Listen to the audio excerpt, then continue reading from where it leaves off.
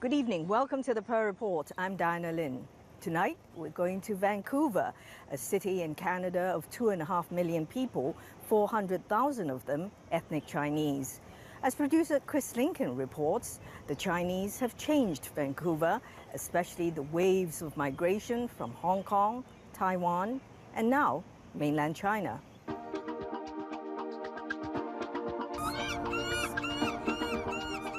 Vancouver is this place where you send your kids to be educated, and you also park your money in the real estate. We have lovely kids here. Are dragons connected to Chinese culture? Because I think so. The next station is Aberdeen. Vancouver sees its future in Asia far more than most other places. When I traveling in Vancouver, I felt it's not in Canada, it looks like in China. Become Canadians and contribute to Canada. For example, take unemployment, buy a house, pay taxes. That's the objective.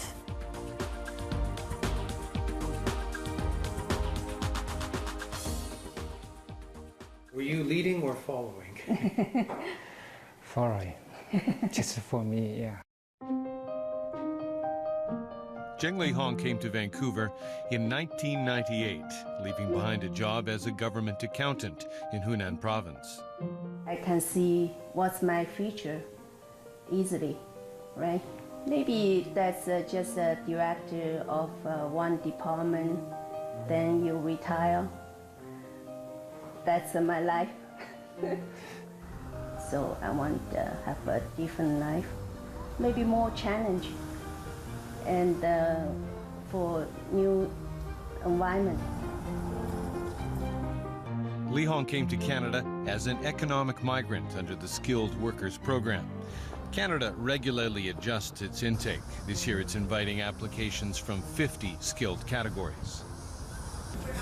Robin Zhang at that point was a boyfriend, working in Shenzhen as a banker. I always do business now, yeah, with a big company. And he had a big choice to make. Stay in Shenzhen and move to Canada. Yeah, which one is most important for me? Lihong in Canada won. They got married, and he's been here since 2003. A Chinese waiting tables in Vancouver was a common sight for years. Chinese were singled out for official discrimination starting in British Columbia in 1885. Unions had complained Chinese provided cheap labor after they'd finished building Canada's national railroad. So by law, Chinese immigrants had to pay an escalating head tax until 1923, when they were all but barred.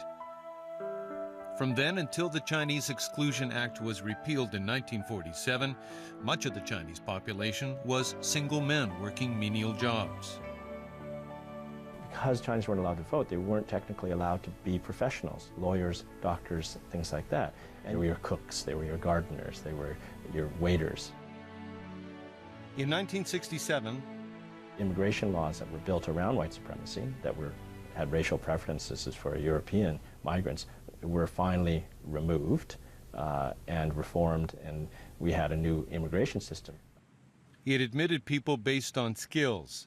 In 1971, a family reunification program was launched.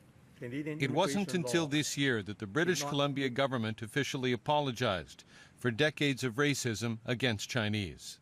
We are sorry for the discriminatory legislation and racist policies enacted by past provincial governments. Robin owns this West Vancouver cafe, about a 45-minute drive from the family home in Surrey. He bought it more than a year ago from a friend who'd become ill. We have a great relationship with her, so I want to help her. The business is all new to him. Maybe in the future, yeah, I will go to school and learn how to make cake, make dessert. But not the money he'd have made in China. If he's still working Shenzhen, maybe make more money, but life is not just money, right? We are happy here because we can stay together and we have lovely kids. Robin's thoughts of pursuing a banking career in Canada were forgotten shortly after he arrived on a visa as Li Hong's spouse. The first year I have a twin, so that's why I changed my plan. So I stay home, just to take care of my kids, my wife, to go to work. Twins Diane and Delia are now 9. How's your Chinese? Can you speak very well? Kinda, sorta, not really. You understand, Cynthia? A third girl, Cynthia, is 6. His family would not have 3 children in China. I have brother. He has brother, so not allowed to have 3 kids for sure. Can I take this? Which one? Whatever. I don't want to. Anyway. The family lives in Surrey, well outside Vancouver, where a typical house is $1 million. Here you spend 600,000 and 700,000. You have a big lot and like a pretty new house, right? And Li Hong's parents are here. We can live together and help each other, and they can see the 3rd generation grow up. They came under Canada's Family Reunion Program and enjoy benefits like health care. Total length after they send the approved sponsorship, then send to Beijing and issue the visa to my parents. Took about 6 to 7 years. It used to happen within a couple of years. The program of sponsoring parents was suspended for a couple of years and it reopened again this year. Now the Canadian government is limiting applications to 5,000 per year for reunions. The government complained that non-working seniors using social services were costing too much. The quota was filled up in the first month. Alicia Ma, a Hong Kong-based immigration consultant, says Canada is the top location for mainland Chinese because the entry barriers have been low. Right now, the federal investor program is closed, but it will open again. The government said investor immigrants hadn't been contributing enough to Canada. Early indications from government are that applicants will need to put into a privately managed fund more than double the previous $800,000. Their money will go into startups, not the soft loans they used to give the Canadian government. The investor program had a 6-year backlog, some 65,000 people, including about 45,000 mainlanders. Getting in means residency and benefits right away. The mothers are normally here with the children. The father normally stay in China to still run the business. Lily wanted nothing to do with Vancouver after she landed there for the first time. After one night, I'm worrying. I don't like Vancouver. I first felt it's so loudly and it looks like China. It's not Canada. Her husband got the message right away. Wake up. I'm going to Victoria. Victoria is about 3 hours from downtown Vancouver. Half of that is a ferry ride. This is the capital of British Columbia. Population for the Greater Victoria area is about 345,000, just 12,000 Chinese. Lily sold a chain of 15 bakery shops in Wuhan and went to Canada 4 years ago as the wife of an investor immigrant. She wasn't happy to leave China. I have good job, good company, and my son has good education in a famous high school. This is my husband's idea. He's still running a snack food business in China and gets to Victoria a couple of times a year. Education here trains my son's thinking, so when he grows up, I will let him choose. See if he likes to live and develop here or return to China. Canada started as a 5-year plan to get Freddie a Western education. He's now in college studying commerce. He wants to become a trader after doing some traveling. Maybe I'll move to another city, maybe Vancouver, maybe Toronto. I come to Canada, I learn the knowledge. But Lily is getting attached to Victoria. When I live here day by day, year by year, I love here lots. So I changed my mind now. I like to live here long, more than 10 years maybe. She's been studying. First English. She had none when she arrived. And she's just graduated with a certificate in early childhood education after a year-long course. She has wanted to work with kids for a long time. My parents doesn't allow me to take this course a long time ago. She's going to work for a daycare. After 2 years, I'd like to open my own daycare in Victoria. And continue lobbying her husband to spend more of his time in Canada. I want to him like here and live here time is longer by longer. When I'm older, I'll come and live here. The environment here is better than in China. Alicia Ma, the consultant, immigrated with her family from Hangzhou to Vancouver in 1981. Her father came under the skilled trades category. They had a conversation with me and said, oh, you may not be able to go to school when we arrived in Canada. You know, we don't have a lot of money. You might have to work and support the family. I said, I don't want to go. She finished high school in East Vancouver with a core group of friends she bonded with right away in her English as a second language class. There were about 15 students, a mixture of Portuguese, Mexicans, Taiwanese, people from Hong Kong, Malaysia, Vietnam, China.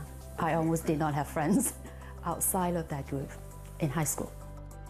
Bigger waves of migrating Chinese didn't begin arriving in Canada until later in the 1980s. So even though Alicia was at a high school with lots of Chinese kids, they're Canadians, really. They're born here. They don't speak Chinese. Alicia says it wasn't until she graduated from the University of British Columbia, some 10 years after arriving in Canada, that she felt integrated. I've got a license to practice pharmacy. I must be okay, right? Canadians are very friendly. We have to come out of our shells.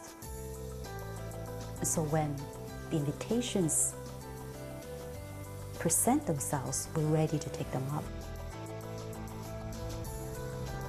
When we come back, I would say start about 2005. Mainland money, moving markets. Stay with us.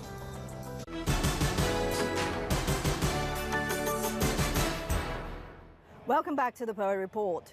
Vancouver property is the most expensive in Canada, and Chinese money in the last 25 years has influenced real estate development and prices there.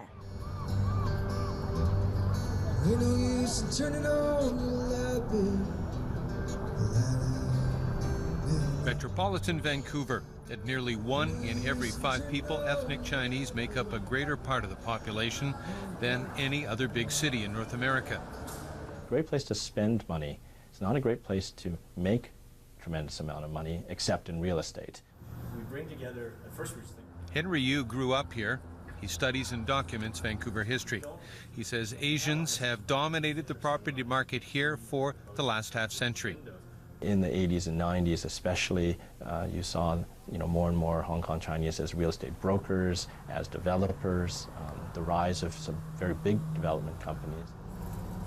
Condos downtown and lifestyle and experience, I think, really took off with the Concord Pacific development, right? And that was Li Ka-shing's vision. It sprang up after Vancouver's Expo 86, the transport and communications fair. Li, Hong Kong's richest man, bought 85 hectares of fairgrounds land for $145 million. The province of British Columbia agreed to clean it up. The north shore of False Creek had for years before the expo been industrial land.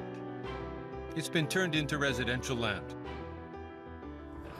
I'm starting research that's looking at sort of the effect of immigration in different demographic groups and wealth on the path of housing prices. For sure, immigrants are causing rising house prices, but how much?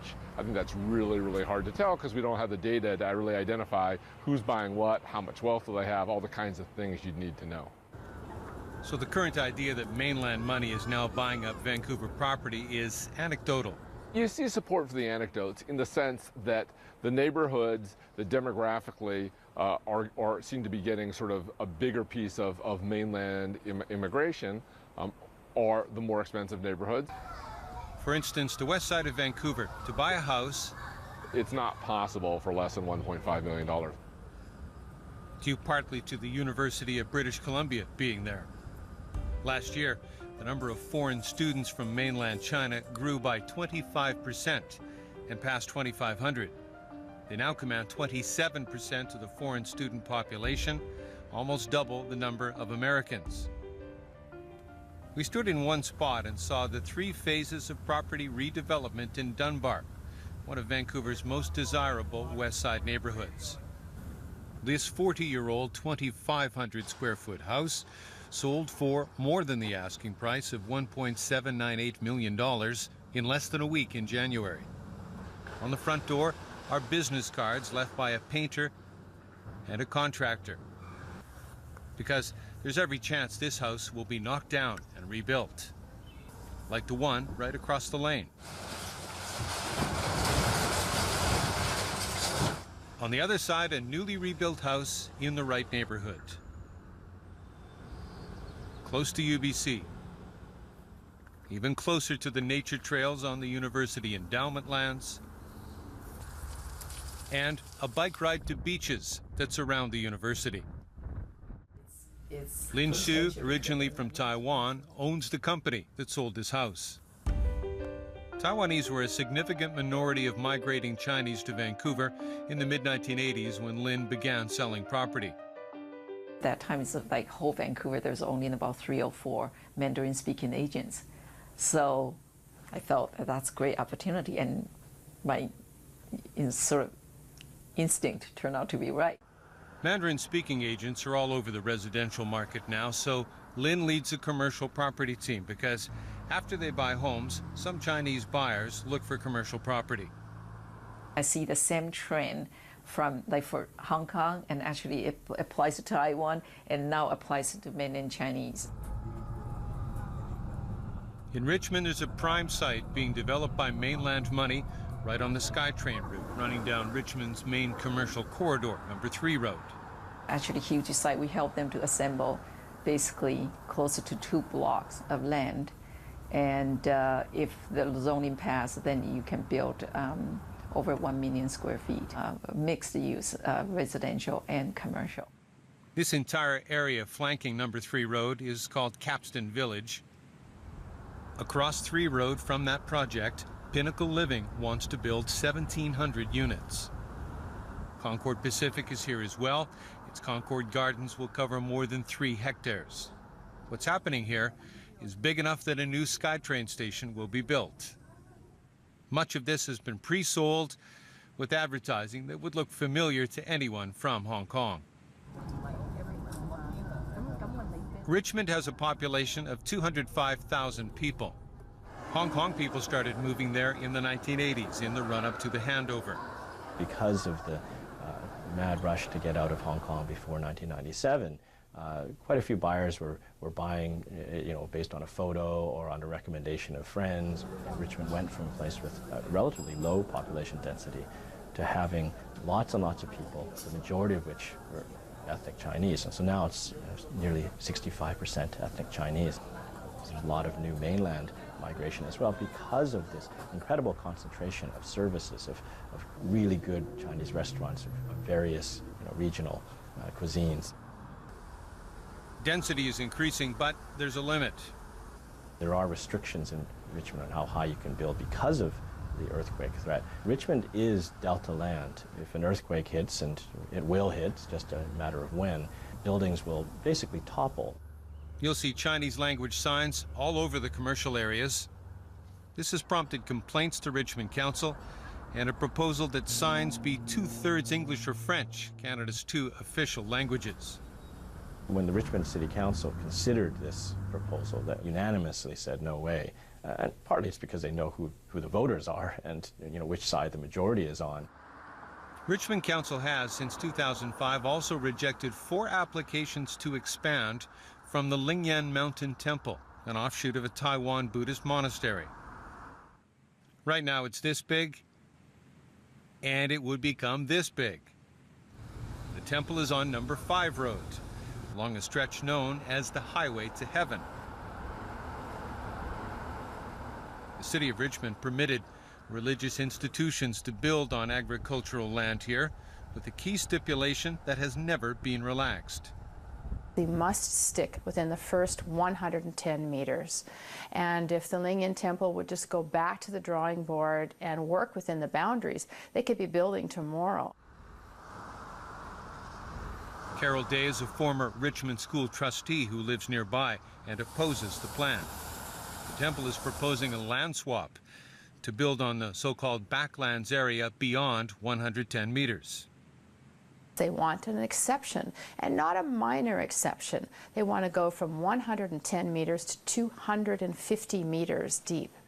The religious institutions are supposed to farm the backlands. Day says she's checked and most of them don't. The Lingyan Temple, in their defense, does farm the backlands to some degree. They've planted fruit trees. Many of the smaller houses in Richmond neighborhoods have been replaced by bigger ones owned by mainland Chinese. In sort of normal developments of neighborhoods, things would happen a little more slowly. But in this neighborhood, and a lot of neighborhoods in Richmond, it's such a quick change. Frank and Kathy have been in their house since the 1980s. 2-3 years it's been. The neighborhood's been hot, shall we say, where a lot of places really have been coming in. intense so for the last year and a half, I would say. It makes it look more natural. There's a new duplex going up right across the street. One of the people working on it is a longtime friend of Kathy and Frank's son, Chris. Scott came to Canada from the mainland as a young boy. His family rebuilds houses in the area. Mostly it's just people from China right now. They buy the land.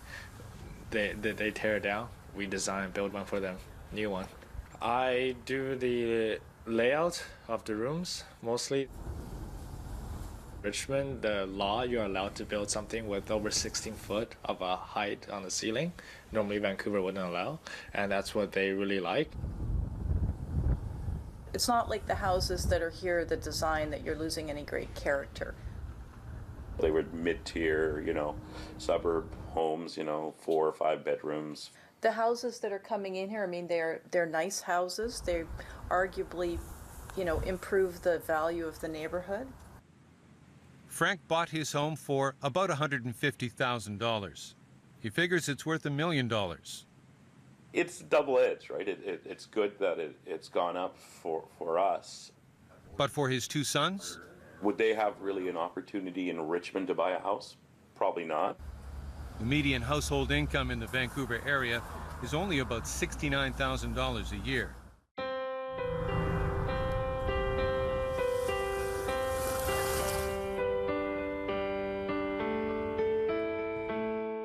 Does this latest wave of Chinese going to Vancouver intend to stay?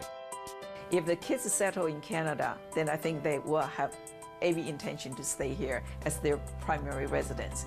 But if their kids don't settle here, the parents will leave because then that's not their route. Everything's wonderful in terms of coming here to spend money, but it's not a very good place for the young. And I think that's our danger, is that the prime use of the city for the young will be education, and then you can't afford to be here anymore. And it's a great place to come when you're older and you've made a lot of money, but your own kids are going to struggle. Well, thank you for watching our show. It will be re-aired on Tuesday and Saturday, as well as on TVB.com. Until next time, from the Pearl Report team, good night, good luck, and good health.